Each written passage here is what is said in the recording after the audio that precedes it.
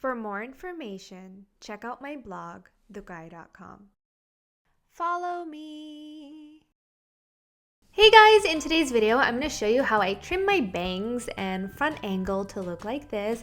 My hair has been growing out for a really long time. I definitely need a haircut, but my stylist is in LA, so I like to trim my bangs in between. This is how they look. I absolutely love them. They were super long before and it's quick and easy to do, so let's just get started. I always like to cut my hair whenever it's wet. I feel like I have more control of it like that. So my hair is just freshly washed here. I'm just gonna brush it back. And whenever I cut my bangs, I always do a middle part. It doesn't matter if I'm gonna wear my bangs to the side or in the middle. I always do a middle part when I'm cutting them. So I'm just creating a nice clean middle part. And then going 2 inches up from my forehead, I'm going to create a kind of rectangular section to the very top of my ear. It's easier for you to see what I'm doing instead of getting confused by what I'm saying. So as you can see, I'm creating a section right in the front. It's kind of like a rectangle shape, and it's going to the very top like edge of my ear, like right where my ear begins.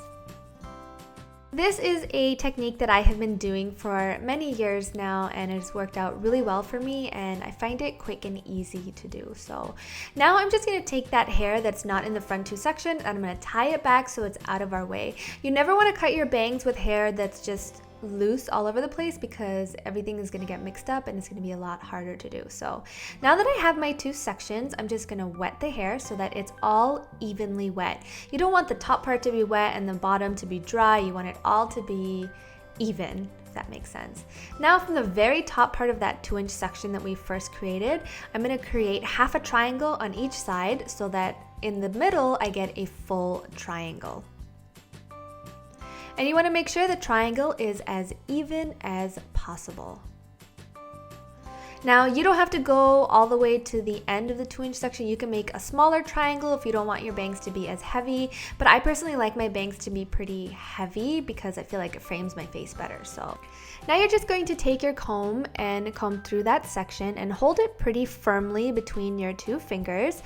You want to remember that when you're cutting your hair wet, it does rise when it dries. So map out where you want to cut the hair and cut a little longer than where you want it to sit when it's dry, so that when it dries, it's gonna rise up and be exactly where you want it. Then I'm gonna take my comb after I cut straight across, it doesn't have to be perfect, and put it on my head and see where it kind of elevates to, and then I'm going to elevate the hair to where the end of that comb was, and I'm going to cut into the hair and point cut it, and this is just going to add some dimension and layer to the bang. Not super layer the hair, but it's going to add a little bit of a layer because we elevated the hair a bit. So now I'm going to go back to my middle part, and as you can see, there's the bang that I cut, but I need all of this hair to kind of blend with that hair. You never want to cut back into the hair, you want to cut down. If you cut back, you're going to cut a hole into your hair, and you don't want that. It's going to end up looking mullety, so you want to cut downwards. As you can see, I'm just looking where I need to cut. I need this to blend. And then I'm going to brush all of the hair down and scissor with my fingers. As you can see, I'm holding it between my index finger and my middle finger. Then I'm taking the very inside of my blade and I'm kind of pivoting it, just like very lightly opening and closing the scissors so that it creates like a pivot motion. And this is going to very lightly cut the hair without cutting into the hair. As you can see, I'm very lightly kind of pivoting it and going down the hair shaft. And I always do this from inside, the very inside of the scissors. You never want to do it from the front of the scissors because you don't have as much control. So as you can see, I'm kind of creating a shape here to kind of blend everything together. And again, pivoting down. You want to repeat this process multiple times. You never want to cut all in one shot because you can make a mistake. So cut as little as possible and keep cutting until it's perfect. Then I like to go through and point cut the very front part of the bang so that it is nice and blended and we don't have a chunk of bang right on top. And it creates like a invisible diagonal line from the top part of your bang going all the way to the bottom. Right here, I'm pivoting and going down. practice on like a mannequin or something, or practice on like paper to kind of pivot the scissors.